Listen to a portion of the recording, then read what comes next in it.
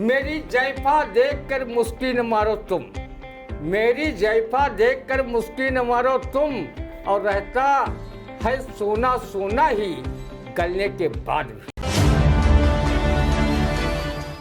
इल्म तो हासिल किया था रहबरी के वास्ते, इल्म तो हासिल किया था रहबरी के वास्ते, और धीरे धीरे रहजनी भी राहवर करने लगे। दुश्मनी करके नहीं महफूज रह पाएगा तू, हम सुलूके दुश्मनी तुझसे अगर करने लगे।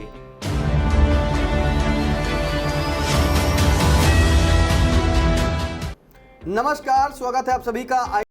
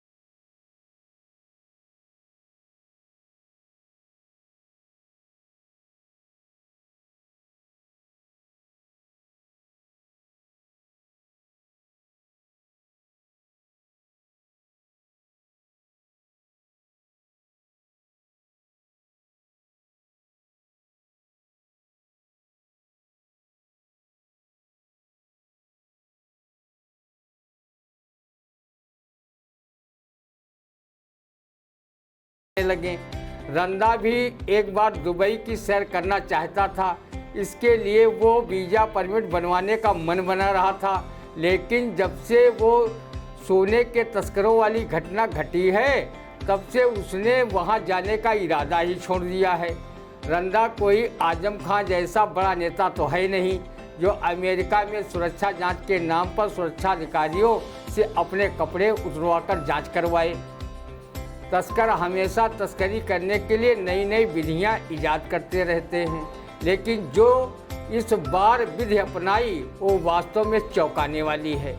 सुना है कि समलिंगी लोग प्राइवेट पार्ट को मलत्याग के अलावा मनोरंजन के रूप में भी इस्तेमाल करते हैं, लेकिन ये कभी नहीं सुना था कि वो सोने के कैप्सूल या बिस्किट अपने प्राइवेट पार्ट में रखकर दुबई से स्वदेश आते हैं। जब रंदा ने सुना कि तस्करों के प्राइवेट पार्ट से सोने के कैप्सूल निकल रहे हैं तो वो सोचने पर विवश हुआ कि ये वास्तव में तस्कर नहीं है, बल्कि राहुल गांधी की कल्पना वाली सोना निकालने वाली मशीन है। लेकिन जब पता चला कि ये बिना आलू डाले ही सोने के कैप्सूल उगल रहे हैं तब लगा ये राहुल की कल्पना वाली मशीन नहीं बल्कि ये कुख्यात तस्कर हैं। रंदा ने तस्करों के विरुद्ध कठोर कार्रवाई की मांग करते हुए कहा है कि उनका ये अक्षम्य अपराध है। इन्होंने न सिर्फ कानून के साथ खिलवाड़ किया है बल्कि इन्होंने प्राइवेट पार्ट का राष्ट्रीय अपमान भी किया है। सोना चाहे खान से निकले या तस्करों के प्राइवेट पार्ट से, सोना हमेशा सोना ही रहेगा।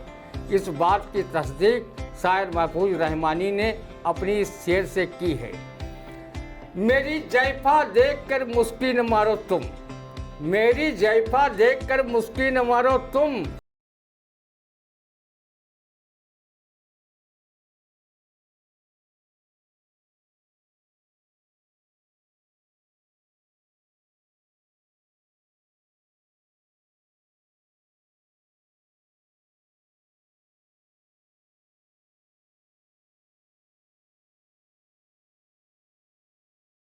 अगली खबर, जहां पीएम नरेंद्र मोदी ने कानपुर में कहा कि दुश्मन कहीं भी हो हौंक देंगे। अब ये शब्द पर क्या कहेगा रंदा, सुनते हैं। आदरणीय मोदी जी जब पाकिस्तान को भारतीय फौजें हौंक रही थीं, ब्रह्मोस मिसाइल से उसे तहस नहस करने में जुटी थीं, तब आपने पीओके लेने तक भौंकने के बजाय सीज फायर का हुक्म सेना को सुना बैठे। आपने अभी तक सीज फायर के कारणों को ना तो देशवासियों को बताया है, न उस विपक्ष को बताया है जो आपके साथ स्वर से स्वर मिला रहा था। अब आप अपना वोट बैंक मजबूत करने के लिए हौक देंगे, छौंक देंगे, तोड़ देंगे, फोड़ देंगे, निचोड़ देंगे जैसे बयान देते घूम रहे हैं। जितना आप ईडी, सीबीआई, आईटी टीमें भेजकर विपक्षी राजनीतिक दलों के नेताओं को हकवा रहे हैं, कहीं अपने परंपरागत दुश्मन देश चीन और पाकिस्तान को एक बार ऐसा सेना से हकवा देते कि वो सदियों भारत की तरफ आंख उठाकर भी देखने की हिम्मत नहीं कर पाता। विपक्षी नेता आपकी सरकार पर आरोप लगाते घूम रहे हैं कि केंद्र की विदेश नीति फराबसो साबित हो गई है। आपके रहते अमेरिका के राष्ट्रपति डोनाल्ड ट्रंप को फूफा बनने का अधिकार किसने दे दिया है, जो कहते घूम रहे हैं कि भारत पाकिस्तान का सीजफायर हमने व्यापार का हवाला देकर करवाया है। पीएम मोदी को आगे बढ़कर अपने मित्र डोनाल्ड ट्रंप से कहना चाहिए कि वो भारत पाक के मामले में अधिक चौधरी न बने, क्योंकि भारत पाक का द्विपक्षीय मामला है। ये शिमला समझौते पर आधारित है। आपदा में अवसर तलाशने वाली भाजपा सरकार से जनता जानना चाहती है कि पहलगाम में 26 महिलाओं का सिंदूर मिटाने वाले दुर्दांत आतंकियों का क्या सफाया हुआ है या वो जिंदा पकड़े गए हैं। आप तो ऐसे भाषण दे रहे हैं जैसे गोस्वामी तुलसीदास ने इस दोहे के माध्यम से ये सिद्ध किया है कि वीर पुरुष कभी अपने पौरुष का बखान नहीं करता, बल्कि मैदान में दुश्मन को करारा जवाब देकर उसे सर उठाने के काबिल नहीं छोड़ता। सूर समर करनी करहे, कहीं न जता वही आप, और विद्यमान रण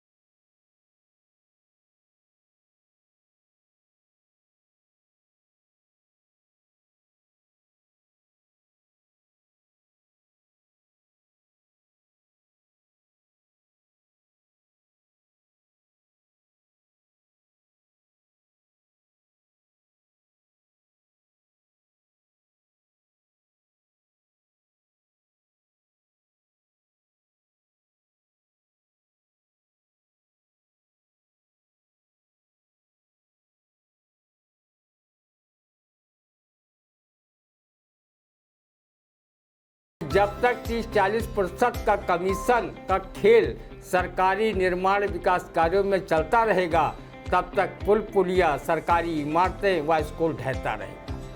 जिम्मेदार अधिकारी, अभियंता, जनप्रतिनिधि सरकारी योजनाओं के धन को गिद्धों की तरह कमीशन के नाम पर नोच नोच कर खा रहे हैं और जनता का विकास बताकर अपना विकास कर रहे हैं। अगर अधिकांश अधिकारियों और जनप्रतिनिधियों की गहनता से नामी बेनामी संपत्तियों की जांच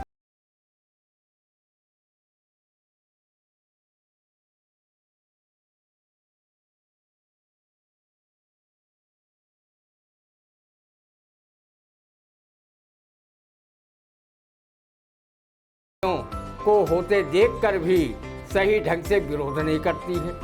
उसने भी इस महामंत्र को अपना लिया है, मुझसे क्या मतलब और मेरा क्या फायदा।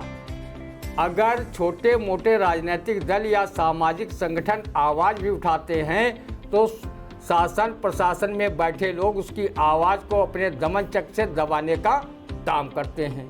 इसी का नतीजा है कि सरकारी निर्माण कार्यों में कमीशन के रेट निरंतर बढ़ते जा रहे हैं और जो निर्माण कार्य हो रहे हैं वो साल 2 साल भी टिक नहीं पा रहे हैं, भरभरा कर गिरते जा रहे हैं। ब्लॉक पहला के गांव चुनका में 5 करोड़ 31 लाख की लागत से बनी पानी की टंकी 1.5 साल भी नहीं टिक पाई और